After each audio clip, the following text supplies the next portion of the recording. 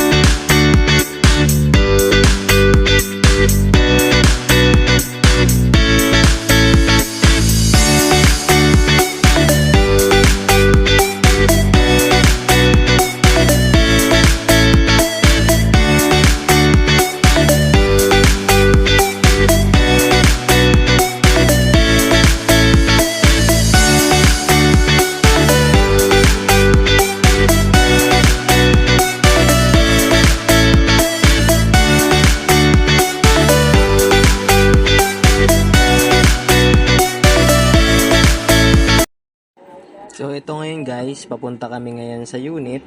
Mag-elevator kami. Then ang unit pala na inabil ni ma'am is 22 floor, unit 9. Facing siya sa Makati Skyline View.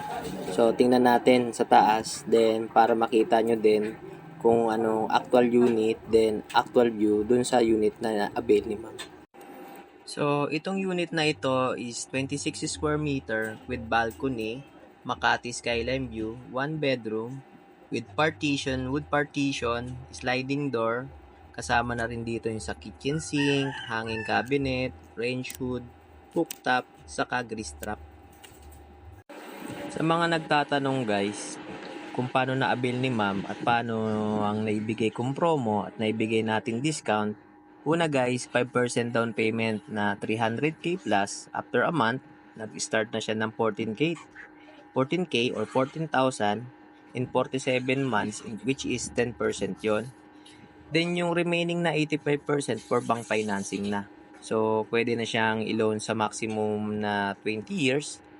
But other bank, meron din ako natanong na pwede mo siyang i-loan ng 30 years. But depende yun sa edad nung maglo-loan guys ha.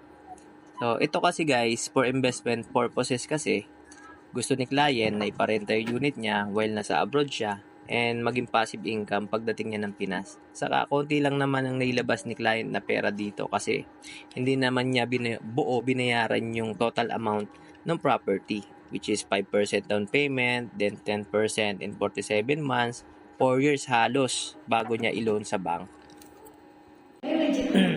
Saka ba nakakita 5% tapos 47 months siya na monthly mo 14,000. So ang Makati ang rate natin 25 to 30,000. So kondo pa to ma'am, Makati pa.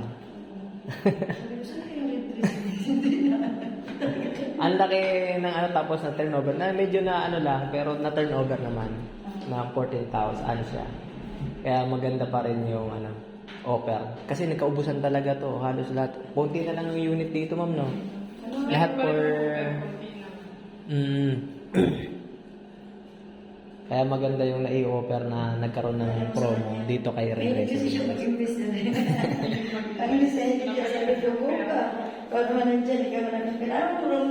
Ayan yung maintain ng cleaning po sa grease trap. Para hindi magkaroon ng fabric, tsaka di rin itong mga may sa kitchen.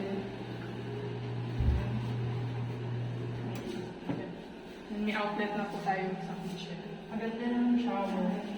Washing machine location po dito po, kaya po may faucet, yung bulb.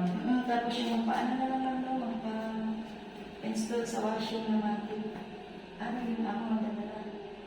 Yung installation naman po ng washing, nakaano na siya pag bumili ka ng washing, parang buo na. Complete na yun, ma'am. Bali, ito yung socket na lang. Ito Dito. lang yung socket ko kasi yung sa loob po nito, wire provision pa lang dito sa loob. Kaya pa po yung mismong magpo-provide ng pinaka-outlet po. Same sa water heater. So, na-check na natin yung unit. Wala naman sira. Function naman lahat. Magmula sa electricity, which is Meralco, tubig, okay naman. Flooring, ceiling. And balcony, all goods naman. And pakita na rin natin sa kanya yung amenities. Okay na, pwede nang gamitin. Magmula swimming pool, kids pool, adult pool, hanggang gym. Then maya punta naman tayo ng admin para kunin na yung susi and i-claim yung fire extinguisher para dun sa unit natin and pirmahan for acceptance. So, maraming salamat guys sa panonood. Yun lang po. Maraming salamat. Tamang diffuser, fire extinguisher, and then souvenir. Key holder po. Key holder po. Regardless sa dosage, then music box.